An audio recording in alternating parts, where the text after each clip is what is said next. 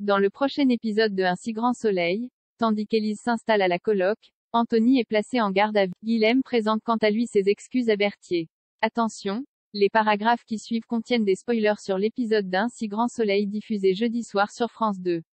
Si vous ne voulez rien savoir, ne lisez pas ce qui suit. Jeudi 27 octobre dans Un si grand soleil, Élise s'installe à la coloc après avoir mis un terme à son mariage. Élise prépare ses affaires et s'apprête à quitter le domicile conjugal lorsque Sophia la supplie de rester. Cette dernière est même prête à oublier son infidélité et à faire une thérapie de couple pour sauver leur mariage. Malheureusement, Élise la regarde droit dans les yeux et lance qu'elle ne l'aime plus avant de récupérer son sac et de partir. Évidemment, Sophia est dévastée. Plus tard, elle se confie à Davia qui essaie de la rassurer comme elle peut en affirmant qu'elle ne la laissera pas tomber.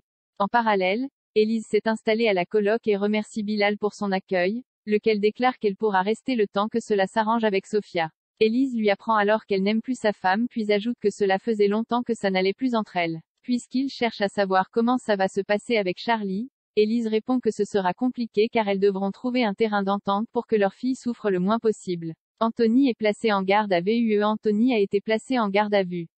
Au cours de son interrogatoire, le père de Thaïs maintient qu'il n'a pas revu Damien après avoir porté plainte contre lui. Malheureusement, un témoin l'a vu sortir de chez lui la veille du meurtre.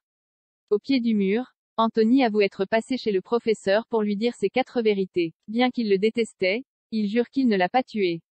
En rentrant chez lui, Florent informe Thaïs que la police a décidé de maintenir la garde à vue de son père. Il lui apprend également qu'Anthony a menti lors de sa première déposition et qu'il s'est rendu chez Damien la veille de son meurtre. À cette nouvelle, Thaïs tombe des nues et en vient à penser que son père est responsable de la mort de Damien. Guilhem présente ses excuses à Berthier. Johanna et Paul ne se quittent plus. Après avoir fait leur jogging, Paul annonce qu'il part à Séville le week-end prochain et qu'elle part avec lui. Même si elle adorerait le suivre, l'avocate décline son invitation car elle a beaucoup de travail. Le prenant mal, Paul s'en va sans lui adresser un mot. Johanna, qui trouve son attitude particulièrement étrange, raconte plus tard à Sabine ce qu'il s'est passé. Selon elle, son ami devrait se faire plaisir et surtout de profiter des attentions de l'architecte. De leur côté, Guilhem et Sylvie font le plan de table de leur mariage. L'occasion pour l'avocat d'indiquer qu'il regrette que le dîner avec Marion et Laurent se soit mal passé et qu'il craint que sa compagne ne voie plus sa nièce par sa faute. Compréhensive, Sylvie relativise. Pour elle, il n'a fait que son travail et si Laurent ne sait pas faire la part des choses, c'est son problème. Seulement, Guilhem estime que c'est à lui de faire un pas vers Laurent afin d'arrondir les angles. C'est pourquoi il profite de son rendez-vous avec Elisabeth à Elle Cosmétique pour lui rendre visite et reconnaître qu'il n'a pas été tendre avec lui lorsqu'Elisabeth a voulu le licencier.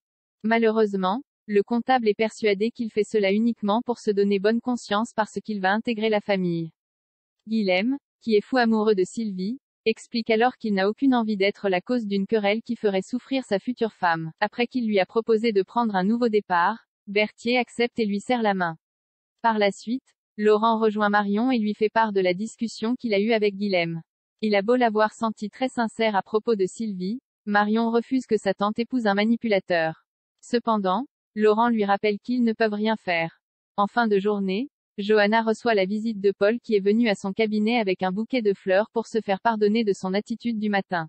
Johanna accepte ses excuses puis l'embrasse. Guilhem laisse quant à lui un message sur le répondeur d'une personne inconnue dans lequel il demande qu'une somme d'argent soit débloquée le plus rapidement possible.